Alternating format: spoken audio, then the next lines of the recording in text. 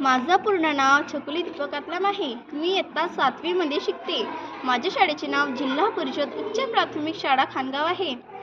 मी वक्तृत्व स्पर्धेमध्ये भाग घेतलेला आहे. माझा विषय मूल्यवाढीसाठी संस्कार रुजवायला हवेत. देशाला स्वातंत्र्य मिळून 78 वर्ष झाली. साहजिकच स्वातंत्र्याचे सुराज्य व्हावे अशी प्रत्येक भारतीयाची इच्छा आहे. भारताने आज माहिती तंत्रज्ञानाच्या जोरावर अफाट प्रगती केली आहे. भविष्यात भारत जगातील एक महासत्ता म्हणून अलौकिक मिळवेल असा भारतातीलच नव्हे तर परदेशातीलही अनेक विचारवंतांचा कयास आहे.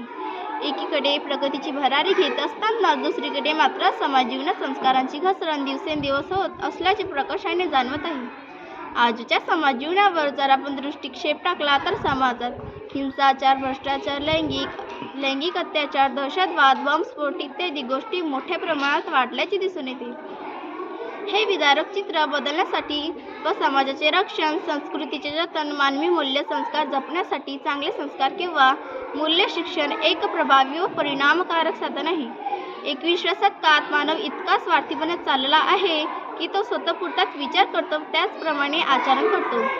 माणसामधील अमानवीय गुण वाढत चाललेले आहे. तो पैशालाच देव समजून बसला आहे. माणसाला सुसंस्कृत होणे खूप गरजेचे आहे. शिक्षणाने व्यक्ती साक्षर, उच्च विद्याविभूषित नक्कीच होईल, पण सुसंस्कारित कशी होईल हे बघायला हवे. जर चांगल्या पद्धतीने संस्कार घडवायचे असतील तर त्यासाठी संस्काराला मूल्य शिक्षणाची जोड देणे महत्त्वाचे आहे.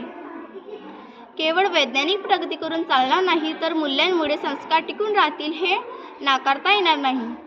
संस्कार हे केवळ शाळा, महाविद्यालय, विद्यापीठे व घरातून मिळण्याबरोबरच आपल्याला मूल्यवर्धनाच्या उपक्रमातून करणे देखील महत्त्वाचे आहे.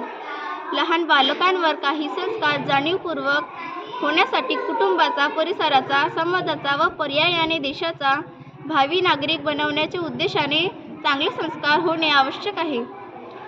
त्याचा ठसा आयुष्यभर त्याचा वागण्यात, बोलण्यात, कृतीत व वृत्तीतही दिसून येईल.